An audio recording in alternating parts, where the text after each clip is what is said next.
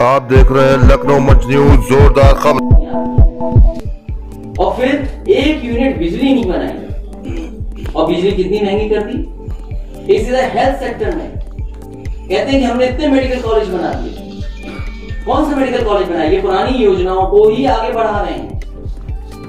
तो health sector में जितने लोगों को अपमानित होना पड़ा, गरीब गया तो इसको इलाज नहीं मिला, अगर इलाज के लिए गया तो उसको दवाइयों का इंतजाम नहीं हो पाया। और फिर कह रहे हैं कोविड में तो न जाने कितने बड़े झंडे गाड़ दिए इन्होंने। याद कीजिए वो कोविड का समय, जिस समय लोगों को सबसे ज्यादा जरूरत थी, जब सबसे ज्यादा मजदूरों को जरूरत थी, क्या मजदूरों की मदद की थी सरकार ने?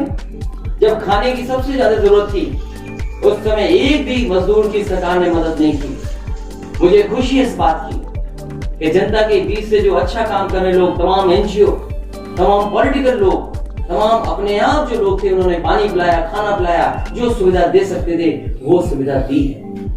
क्या सरकार को ये याद है कि कितने मजदूर लोगों की जान चली गई? क्या दिल्ली की सरकार बता पाएगी कि कितने मजदूरों की जान गई है देश में? और उत्तर प्रदेश में 90 से ज्यादा मजदूरों की जान चली गई। 90 मजदूर गए हैं जिनकी जान गई है। चलते चलते वो अपने घर नहीं पहुंच पाए। उन बेचारे लोगों के परिवार के ऊपर क्या गुजरा होगा? क्या मुख्यमंत्री जी ने एक बार भी कहा हो, सरकार ने एक बार भी दुख जताया हो? क्या एक बार भी सरकार ने कहा सदन में कि हमें दुख है इस बात का कि हम मजदूरों को सही इंतजाम नहीं कर पाए, और वो लोग अगर घर गए तो घर भी नहीं पहुंच पाए, उससे पहले उनकी जान चली गई। उन 90 के 90 परिवारों की अगर किसी ने मदद की है तो समाजवादी पार्टी ने अपने खजाने से, अपनी पार्टी के लोगों से सहयोग लेकर के 1-1 लाख रुपए की मदद की। क्या दुख की कल्पना कर सकते हैं आप? क्या गुजरा होगा एक के साथ? एक ने जिसने ऑटो लिया, लोन लेकर के उसने बैंक से ऑटो ले लिया, लेकिन लॉकडाउन लग गया, वो कारोबार नहीं कर पाया, पैसा जमा किसके नहीं दे पा रहा था, घर किराए पे तो नहीं दे पा रहा था। उसने ये फैसला लिया कि मुंबई से वो वापस पहुंच जाएगा अपने घर, जौनपुर पहुंच जाएगा। जब वो अपने परिवार को लेकर के चला तो रास्ते में जौनपुर पहुंचने से पहले एक्सीडेंट हो गया। उसके परिवार की पत्नी का देहांत हो गया उस एक्सीडेंट में, बच्चे का देहांत हो गया। अगर सरकार ने मदद की हो तो बता दे। अगर किसी ने उस परिवार की मदद की थी तो हमारी समाजवादी पार्टी अब्बू हाशिम आजमी ने मुंबई में उस परिवार को बुला करके 2 लाख रुपए से मदद करने का काम किया, और ललितपुर में बैठ गई जाकर के। और गर्भवती मां, बच्ची पैदा हुई, 2 घंटे इंतजार किया उसने, कोई मदद होगी उसकी, सरकार ने कोई इंतजाम नहीं किया। उसके बाद वो बच्ची के साथ वो अपने गांव पहुंच गई ललितपुर। वो दलित परिवार की मां थी। अगर किसी ने मदद की तो समाजवादी पार्टी के लोग उसके घर गए और उसकी मदद कर करके आए। बताओ ये बातें कही क्या सरकार ने? और न जाने कितने लोग परेशान हुए इलाज में, बीमारी में। ये डरा करके राजनीति करने वाले इसलिए राजनीति कर रहे हैं, डरा करके, क्योंकि वो खुद डरे हुए हैं। वो जानते हैं कि जनता इस बारे में हटा रही है। ये जो तीनों कानून है उसकी खिलाफत समाजवादी पार्टी ने की है, पूरे किसान उसकी खिलाफत कर रहे हैं। मैं जानना चाहता हूं कि किसान की सुविधा के लिए बजट में क्या इंतजाम किया? कहते हैं कि 1 लाख करोड़, दिल्ली वाले कहते हैं कि 1 लाख करोड़ हमने दिया है मंडियों के इंफ्रास्ट्रक्चर को बेहतर करने के लिए। मैं उत्तर प्रदेश की सरकार से जानना चाहता हूं कि जो उत्तर प्रदेश में मंडियां बनी है, उस इंफ्रास्ट्रक्चर को बेहतर करने के लिए क्या इंतजाम किया आपने? मंडियों को कितना बेहतर किया है? मंडी कैसे बेहतर होगी? और मैं जानना चाहता हूं कि किसान को आखिरकार एमएसपी कहां मिलेगी? वो स्थान बताएं जहां पर एमएसपी मिलेगी। मैंने तो सदन में कहा था कि देश के सबसे ऊंची कुर्सी पर बैठने वाले लोगों के क्षेत्रों में एमएसपी नहीं मिला है। और जो इतने लंबी लंबी बातें कर रहे हैं मुख्यमंत्री जी, पता कर करके आए, गोरखपुर, महाराजगंज, कुशीनगर, देवरिया और आसपास के किसी जिले में किसी भी किसान को एमएसपी धान की नहीं मिली। गन्ने का आज भी बकाया है पूरे उत्तर प्रदेश में। किसानों का गन्ने का बकाया है आज। उनके पड़ोसी जिलों में 100-100 करोड़ बकाया है गन्ने। उसमें कुछ वजह रही हो टेंडर में, उसके बाद जब पहुंच भी गए हो तो अभी भी डब्बों में बंद हो वेंटिलेटर डब्बों में बंद है। शायद सरकार के मुख्यमंत्री जी को नहीं पता है। आप जानकारी कर लीजिए। मिड डे मील का पता नहीं कहां है, बच्चों को दूध मिलता था वो पता कहाँ नहीं है, फल जो मिलते थे वो पता नहीं, जूतों का हाल क्या है, स्वेटर पता नहीं कहाँ गए। और फिर डिफेंस एक्सपो के लिए न जाने क्या क्या बातें कही गई थी। वही रिवर फ्रंट पे शानदार हेलीकॉप्टर उड़ाए गए थे, नई नई तरह की नाव लाई गई थी। और जैसे ही एक्सपो खत्म हो गया वो सब कुछ चला गया नजारा। और एक्सपो के माध्यम से जो इन्वेस्टमेंट आना था वो कहां पर है आज, और जो एमओयू किए गए थे वो कहां है आज। इसलिए ये बजट आखिरी बजट था, ये विदाई बजट था, और अब तो खेल खत्म सरकार। उत्तर प्रदेश की जनता सोच रही थी कि 5 साल में उनका जीवन बदलेगा। किसान सोच रहा था उसका भाग्य खुल जाएगा, आय दोगुनी हो जाएगी। नौजवान सोच रहा था उसका काम, रोजगार, नौकरी मिल जाएगी। महिलाएं सोच रही थी उनके। जनता विदाई के लिए तैयार है। और अगर एक एक सेक्टर की बात करें तो कोई नया काम नहीं दिखाई देता। सरकार का अपना कोई विजन नहीं है। पुरानी योजनाओं को आगे बढ़ाने की योजना है इस सरकार के पास, और कोई नई योजना नहीं।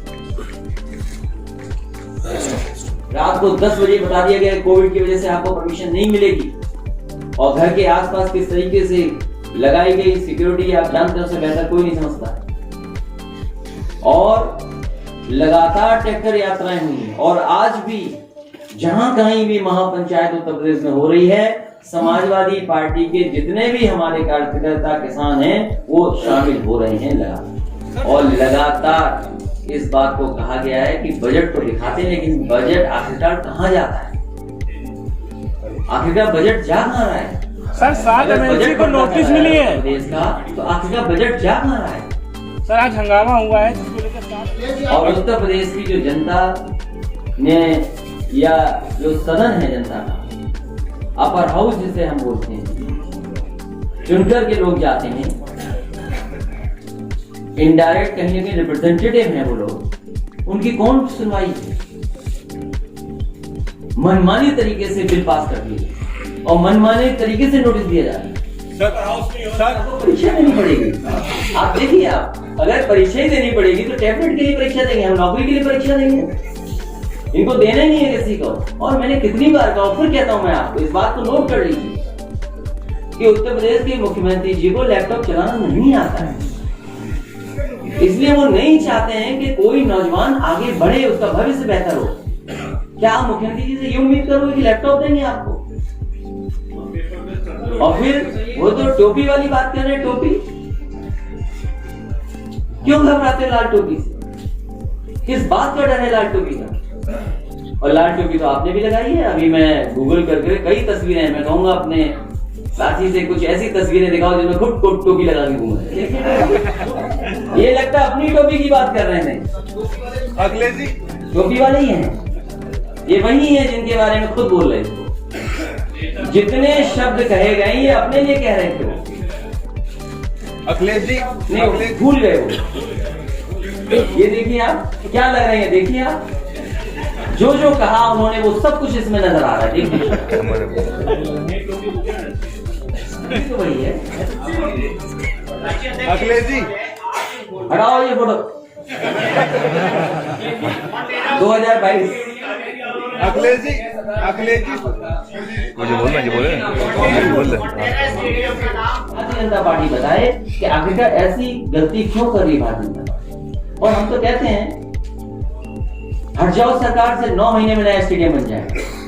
ये कम से कम बनाना चाहे तो 9 महीने में बन जाएगा, और अब इतना ही समय इनके पास। ये तो दूसरों का काम अपना काम बताने में लगे हुए हैं। क्या आप नहीं देखते कि जहां तक लखनऊ में मेट्रो जाती थी समाजवादी सरकार वहीं से वापस आ जाती है, आगे नहीं बढ़ा पाए। और अपने जिले में गोरखपुर में क्या मेट्रो बना लेंगे? क्या मामूली से पैसे से मेट्रो बन जाएगी? क्या वो मुनाफा जा कहां रहा है?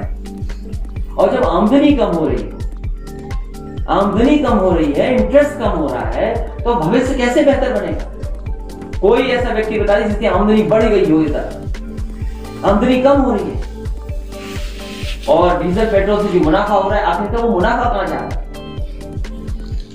तो उत्तर प्रदेश कैसे आगे बढ़ेगा? जिस समय उत्तर प्रदेश आगे बढ़ेगा, न जाने कितने लोगों का भविष्य बेहतर होगा। अखिलेश जी एक सवाल है। क्या कहना चाहेंगे लगातार जिस तरीके से लोग महिलाओं के साथ वारदातें हुई है और गोंडा जिले में कल एक छात्रा के साथ दुष्कर्म की वारदात हुई, क्या देखा जाए उसमें सरकार कहीं चिंतित नहीं है। जो व्यवस्था पहले से बनी थी उस व्यवस्था को भी पूरे तरीके से खत्म कर दिया। वो केवल आंकड़े हैं, सच्चाई नहीं है, जमीन पे कुछ नहीं है। और सरकार के खजाने में अगर पैसा होता तो क्या डीजल पेट्रोल इतना महंगा होता? अगर सरकार के खजाने में पैसा होता तो उत्तर प्रदेश की न जाने कितनी सिटी स्मार्ट सिटी बन गई हो। उत्तर प्रदेश के खजाने में पैसा होता तो गरीब को आज भटकना नहीं पड़ता इलाज के लिए। इनके खजाने में अगर पैसा होता तो नौजवानों को काम, नौकरी और रोजगार मिल गए। आखिरकार बताएं कि 5 साल लगातार सरकार में रहने के बाद वो जो पैसा कहां जा रहा है, और दिल्ली सरकार की भी जब इतनी मदद मिल रही तो आखिरकार पैसा कहां है?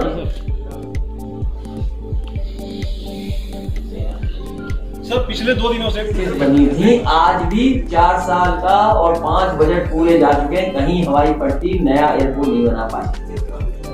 और जो कुशीनगर में बना भी है, जिसकी इंटरनेशनल परमिशन दिया भी है, जो अभी परमिशन मिली भी है, वो भी समाजवादी सरकार में बनाया गया हुआ एयरपोर्ट है। मैं ये जानना चाहता हूं इन्होंने कौन सा अपनी सरकार में एयरपोर्ट बना करके तैयार कर दिया है। वहां किसानों को जो मांग है किसानों की, आप सोचिए इतना बड़ा काम हो रहा है, इतना बड़ा एयरपोर्ट बनाना चाहती है सरकार, और आप किसानों की जमीन छीन लोगे। आप समाजवादी पार्टी ने और उन किसानों से कहा है, और किसानों के पक्ष में समाजवादी पार्टी है। किसान चाहते हैं कि उन्हें मुआवजा मिलना चाहिए सही 4 गुना, और रेट बढ़ा करके सर्किल रेट बढ़ा कर। आप सर्किल रेट नहीं बढ़ा रहे हैं, किस बात की कमी है? पैसा आपके पास कहां नहीं है? आपके पास हजारों करोड़ रुपया पड़ा हुआ है, लेकिन आप किसान की मदद नहीं करना चाहते हो। मैंने उन किसानों को भरोसा दिलाया है कि विकास के खिलाफ समाजवादी पार्टी नहीं हो सकती है। सरकार बनेगी तो उन्हीं किसानों को सर्किल रेट बढ़ा करके 6 गुना मुआवजा दिया जाएगा, क्योंकि वो सबसे बड़े काम के लिए अपनी जमीन दे रहे हैं। ज्यादा से ज्यादा 10 या 12-15 किलोमीटर की सड़क बनानी है। सोचिए 4 साल में अभी तक उस एक्सप्रेसवे को आगे जोड़ने के लिए जमीन नहीं ली गई है। क्या आप इनसे कल्पना करेंगे? आप जानकारी करिए इस बात की। और वो इसलिए समाजवादी पार्टी में अलाइनमेंट नहीं जोड़ा था, क्योंकि अगर हम उसके करीब ले जाते तो हमें एनएचएआई से एनओसी नहीं मिलती, क्योंकि एनएचएआई दिल्ली की सरकार, भारतीय जनता पार्टी की सरकार रहती है। इसलिए हमें एक्सप्रेसवे बनाना था, इसलिए हमने एनएचएआई से परमिशन नहीं ली, एनओसी नहीं लिया। और आज भी सरकार को जानकारी नहीं है, क्योंकि मुख्यमंत्री जी को पता ही नहीं है कि उन्होंने अलाइनमेंट ही नहीं बनाया। वो जानते ही नहीं है। अगर वो जानते होते तो शायद ये काम पूरा कर लेते, क्योंकि दोनों सरकारें उनकी हैं, तो वो हाईवे आगे जुड़ जाएगा। आने वाले समय में गाजीपुर हाजीपुर जो बन रहा है एनएचएआई का एक्सप्रेस, वो 4 लेन हाईवे उससे जुड़ जाएगा।